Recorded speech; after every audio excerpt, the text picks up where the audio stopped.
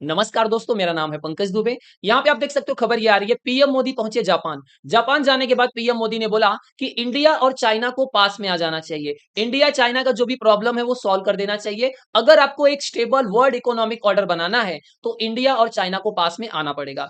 बात यहीं तक नहीं है दोस्तों, पीएम मोदी के द्वारा ये भी बोला गया, देखिए जापान क्या करने वाला है, भारत के अंदर आने वाले 10 सालों के अंदर 10 ट्रिलियन येन का इन्वेस्टमेंट करने वाला है।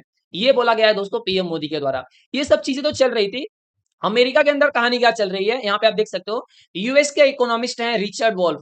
इन्होंने बोला कि देखिए ऐसा लग रहा है कि जो डोनाल्ड ट्रंप ने जो टैरिफ लगाया है, ऐसा देख करके लग रहा है कि एक चूहा क्या कर रहा है, यहाँ पे हाथी को मारने की कोशिश कर रहा है। मतलब चूहा यहाँ पे ये यूएसए को मेंशन कर रहे हैं और हाथी मतलब यहाँ पे भारत को दिखा रहे हैं। बोलते हैं ये जो कहानी लग रही है ना टैरिफ वाली जो लड़ाई, ऐसा लग रहा है ये कोई बोलते हैं ना स्कैरी नहीं तो एकदम फनी लग रहा है, एकदम मजाक लग रहा है कि चूहा हाथी को मारने वाला है।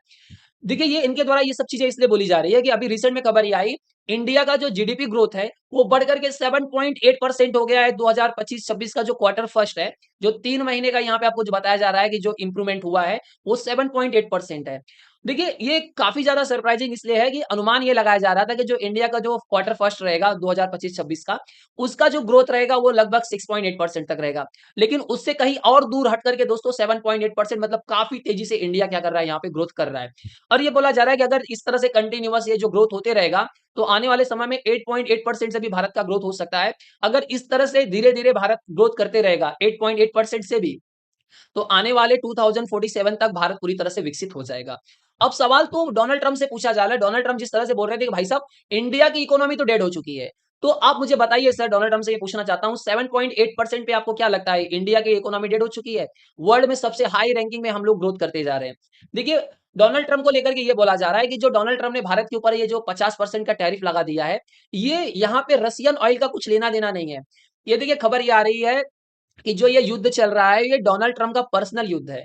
इसको लेकर के बहुत सारे आर्टिकल छप रहे हैं कि देखिए दिक्कत क्या आती है कि जो इंडिया पाकिस्तान के बीच में जो युद्ध हुआ, उसमें जो सीज फायर की जो क्रेडिट बार बार डोनाल्ड ट्रंप बोल रहे थे कि दोनों देशों के बीच में सीज फायर हमने कराया। लेकिन इंडिया ने अपना स्टैंड क्लियर किया कि नहीं भैया, कोई इसके बीच में कोई थर्ड कंट्री का इन्वॉल्वमेंट नहीं था।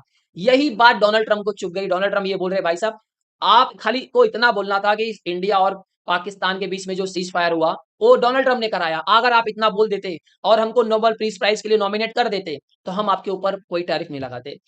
यहाँ पे जो ट्रिगर किया गया है, देखिए जो डोनाल्ड ट्रंप जिस तरह से ये टैरिफ लगाते जा रहे हैं, उसकी वजह से भारत के द्वारा ये बोला जा रहा है कि देखिए एक स्टेबल प्रिडिक्टेबल और फ्रेंडली रिलेशन हमको बनाना पड़ेगा चाइना के साथ में, अगर हम एक ग्लोबल पीस और स्टेबिलिटी चाहते हैं इस रीजन में। तो अब देखिए बात इतनी ही नहीं है। जैसे ही पता चला कि देखिए खबर आने लगी कि पीएम मोदी ये जापान जाने वाले हैं, तो जापान ने अपने लास्ट मिनट पे ये जो ट्रिप थी वो कैंसिल कर दी। ठीक है, जापान की तरफ से ये जाने वाले थे, जापान का एक डेलीगेशन जाने वाला था यूएसए, जहां पे ये चीजें क्लियर होने वाली थी कि जो जापान ने वादा किया था अमेरिका को कि हम $550 बिलियन का इन्वेस्टमेंट करेंगे अमेरिका के अंदर और आप हमारे ऊपर टैरिफ मत लगाइए। मतलब जापान दोस्तों $550 बिलियन का इन्वेस्टमेंट करेगा। उसके बाद डोनाल्ड ट्रंप बोल रहे हैं कि हम तुम्हारे ऊपर सिर्फ 15% टैरिफ लगाएंगे तब।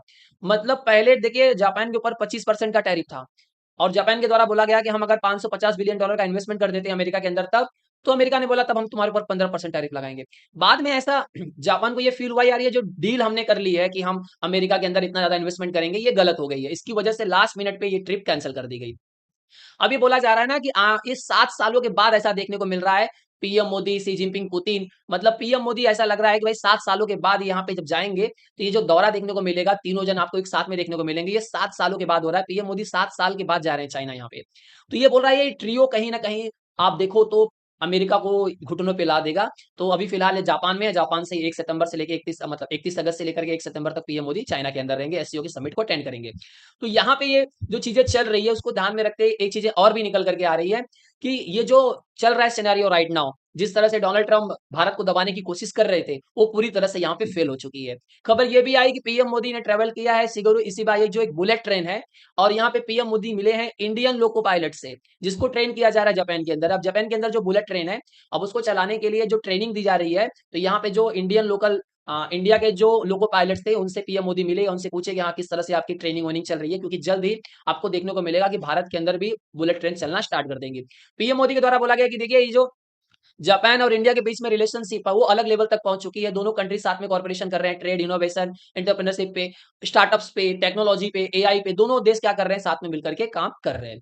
दोस्तों अगर वीडियो पसंद आएगा तो वीडियो को लाइक करके हमारे चैनल को सब्सक्राइब कर लीजिएगा। And thank you so much for watching this video.